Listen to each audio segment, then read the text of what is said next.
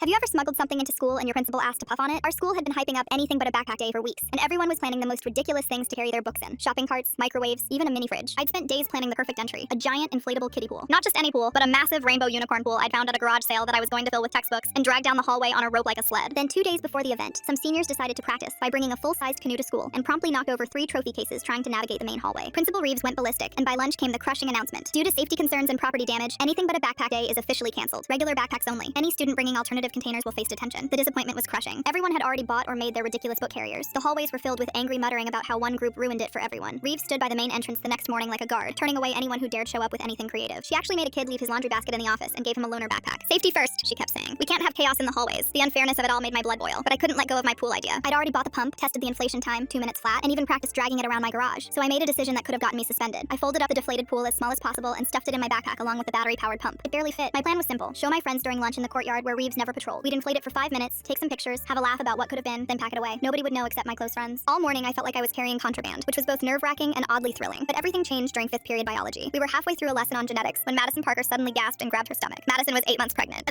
She'd been doing remote learning mostly, but came in for important labs. Something's wrong, she whispered, then her eyes went wide. Oh God, my water just broke. Mrs. Hayes immediately called the office for the nurse, but Nurse Williams was at the elementary school for vision screenings. The EMTs were called, but dispatch said they were 20 minutes out due to a pileup on the highway. Madison's contractions were getting closer. She was crying, saying the baby was coming now. That's when Mrs. Hayes yelled, "We need something sterile, something to contain. Does anyone have plastic sheets, towels, anything?" The bio lab only had paper towels and a tiny sink. Madison was on the floor, and Mrs. Hayes was trying to remember her emergency childbirth training from 20 years ago. Without thinking, I yanked open my backpack. I have a pool. It's brand new, never used. Everyone stared as I pulled out the deflated unicorn pool and the pump. It's clean plastic, it's big enough, it has sides to contain everything. Mrs. Hayes' eyes lit up. Inflate it, now! As the pump whirred to life, 2 more science teachers rushed in. Miss Nguyen, who'd been a combat medic, and Mrs. Patterson, who delivered her own baby in her car. They positioned the rapidly inflating pool under Madison, using lab coats and emergency blankets from the earthquake kit. Principal Reeves burst through the door just as the pool finished inflating, her face going from angry to shocked as she saw Madison in active labor. Then we heard a pop and a hissing sound. The battery pump had overheated and died. I hadn't fully secured the valve in my panic, and the pool started deflating under Madison. "Everyone else out," Reeves commanded, but then pointed at me. "You stay, keep that thing inflated." I practically jumped over to the valve and started blowing as hard as I could, but my asthma kicked in almost immediately. I was gasping, wheezing, not getting enough airflow to keep the pool stable. "Can I take over?" Principal Reeves asked, even though she was already kneeling beside the pool blowing heavy breaths into the valve. For the next 15 minutes, while Ms. Nguyen, Mrs. Patterson, and Mrs. Hayes delivered the baby, Principal Reeves was on her knees blowing air into that unicorn pool. I held one side steady while she kept it inflated, breath after breath. The pool caught everything, keeping the floor clean and giving the teachers a contained, cushioned space to work. Baby Maya was born at 2:47 p.m., healthy and crying loudly, with the EMTs arriving just in time to cut the cord and transport them to the hospital. The unicorn pool had done its job perfectly. As the EMTs wheeled Madison out, she grabbed my hand. "That ridiculous pool saved us. Thank you." Principal Reeves stood there catching her breath, her face flushed from 15 minutes of non-stop blowing. She looked at the deflated pool, then at me. "Why did you have this anyway?" I braced myself for detention. "Well, in case anyone went into labor, obviously." She stared at me. "This was for anything but a backpack day, wasn't it?" "What? No, I just always carry emergency birthing pools in my..." She cut me off. "You're going to need a new pool." I blinked. "Why?" "Because you're not bringing this one to anything but a backpack day next week." She smiled and walked out.